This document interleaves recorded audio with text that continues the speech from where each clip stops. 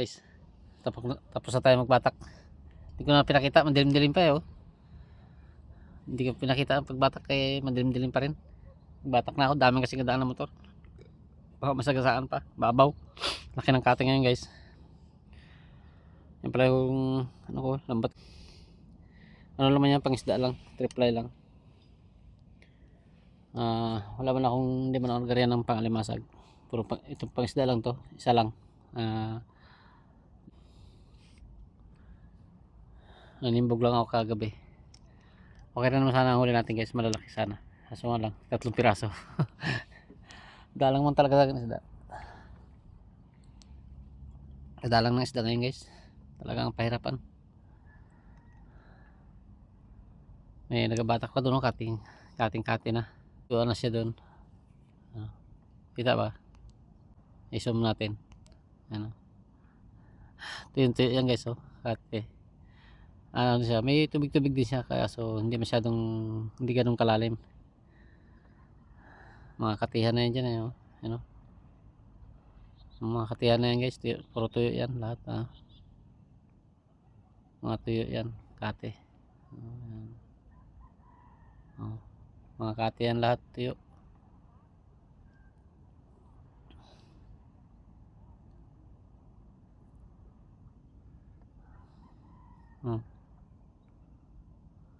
Tuyo yan, kate.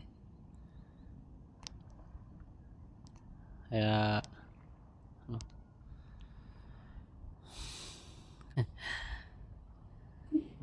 pauwi na tayo. Kapag ang huli ko nakalagay na kasi sa box eh.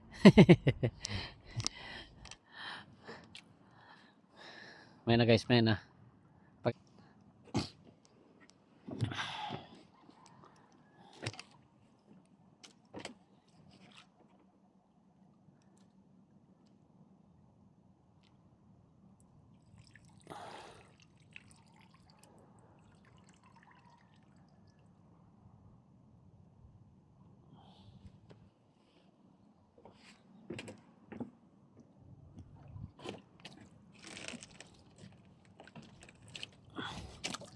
Ari, hindi pa tayo ano.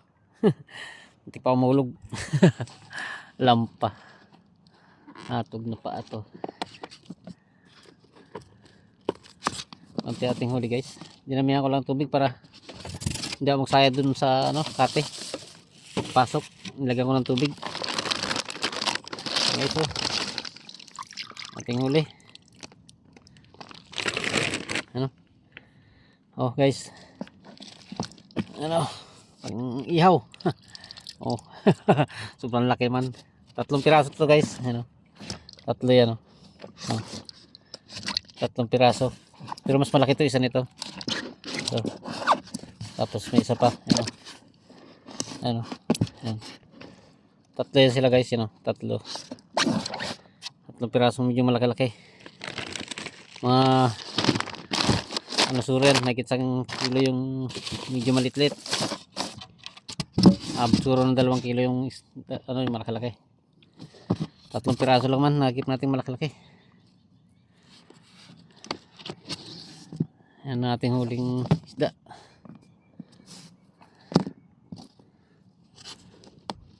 Nilagyan ko ng tubig yung backskot para pagdating sa papasok doon sa amin, kati kasi o hibas, eh, hindi tayo magsayad ng ilisin natin. Kaya nilagyan ko ng tubig.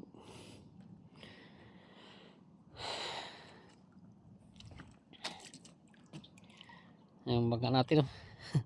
Wala nang ano guys, puro lumot na ang loob ng bangka natin. Hindi na natin malinisan, hindi na rin mapinturahan. Dahil iangat ko naman to sa sunod. Kailangan ko itong iangat kasi re-reping ko to guys. Ilagyan ko dyan ng buhay-buhay, oh, para nasa ganon ay makauli man ako ng panglagay ko sa aking mga ginalagaan na kids. Para mayroon tayong pang emergency ano, kuha.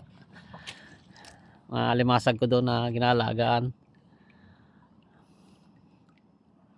Yung mga payat at maliliit yung ilalagaan ko sa kids ko, kaya ilalagyan ko to ng buhay-buhay itong bangka ko para pag tayo nakahuli din meron tayong babuhayan ng mga ating ano, para meron tayo panlagay doon sa kids.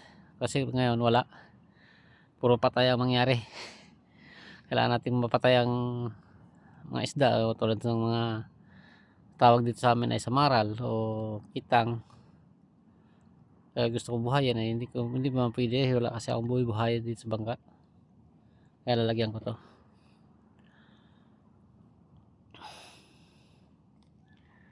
Laki ng kati talaga oh, hibas talaga. Hibas na hibas, tuyo. Ang papasok do sa amin. Hindi parang hindi ata ako makakapasok. Kaya nga nilagyan ko ng tubig yung box ko para pagdating doon, hindi siya masyado magsayad. Yung pitan, di bali yung unahan na magsayad, wag lang yung hulihan, yung ilisin natin. Kailangan kasi hindi magsayad yung ilisin natin. Matikaw na naman ihin natin yan. Pag yan ang iniiwasan talaga, dapat na sumayad. Lapit lang naman guys ang amin, yan lang naman oh. Yan lang oh. Yan lang. Oh, yan lang yung punta sa amin. Dahil yan lang naman ang pier. Oh, yan lang ang pier oh. Yan ang lumang pier. Pero ang bago doon sa likod. Yan sa kabila na yan guys oh. Yan sa kabila ang bagong pier. Yan luma yan. Lumang pier. Yan ang mga isa na yan. Peaceport yan guys, Peaceport. Yan ang pier mismo. Yan Peaceport. Yan ang pier na luma. Doon ang bago sa kabila. Maraming salamat at babay na. Magawin na rin ako. Para makapagkape na rin tayo. Kahit walang ulam, kahit walang huli. Okay guys, thank you very much. Bye. At shout out sa inyong lahat. Bro, Jewel Chico Sanot. Shout out sa iyo, pati sa pamilya mo. Thank you very much sa inyong mga nakapanood. Sana mapanood nyo ulit.